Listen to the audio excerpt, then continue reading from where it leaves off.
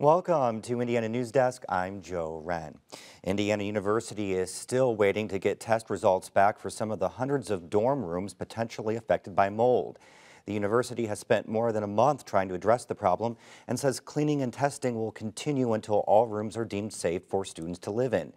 But as Barbara Brozier reports, some students are questioning how the university is handling the problem.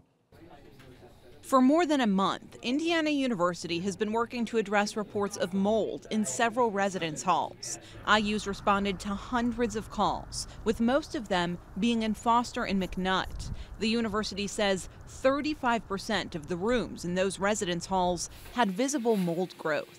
In addition to cleaning them and conducting air tests, the university installed HEPA air purifiers in more than 3,000 rooms. I think they have done a pretty good job. They installed the air filters in every single room, and they had a reimbursement for a lot of the inhabitants of these dorms. Well, they gave us some money, like they gave us a settlement, I think.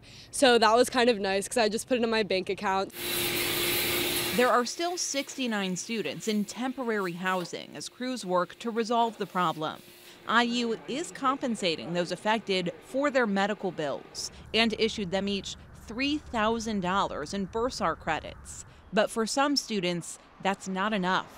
It's awful. They're awful. I mean, like, they don't answer, and they push you on to like every other person. And I think like if they handled it like more efficiently and they communicated, and they should have hire a lot more people to communicate, that like it would have been a lot better. Several students are part of a class action lawsuit filed against IU that claims the university isn't properly addressing the mold problem and is refusing to preserve evidence documenting how it's handling the remediation process. Court documents also question the method used to determine whether rooms are safe for students to occupy.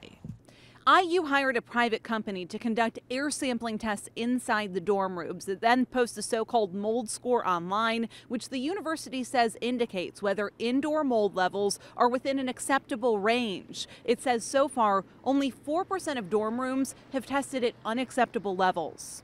But on the actual mold score report, the company states any decisions related to health should be made in consultation with a medical doctor, and nothing in this report is intended to provide medical advice or indicate whether a medical or safety problem exists. The university says the mold score is just one tool used to determine if mold is still an issue. The air sampling is essentially a final step to make sure that all of the work that we've done has taken care of the issue as we felt it needed to be addressed. And then if that doesn't come back in the right level, we know to go back in and look and see if there's more work to be done. IU says it's taking an all-hands-on-deck approach to the mold problem and will ramp up air sampling when students leave for Thanksgiving break next week. In addition to individual rooms, tests will also be done in common areas. Carney says the well-being of students is the university's main priority. We just want people to know that our primary mission is making sure students are here to learn and that they are comfortable enough to do that, and we're going to do what it takes to make sure that that happens. Even with the cleanup effort, some students say they still don't feel safe returning to their rooms. For them, the mold is like a dark cloud hanging over their freshman year. Right now, like, we're just in the process of actually like trying to get out of our housing contract. For Indiana News Desk, I'm Barbara Brozier. IU says it's accommodating students who wish to switch dorms as a result of the mold situation.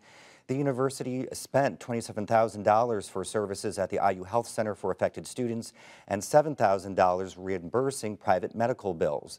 But IU says it doesn't know how much the mold problems are costing overall.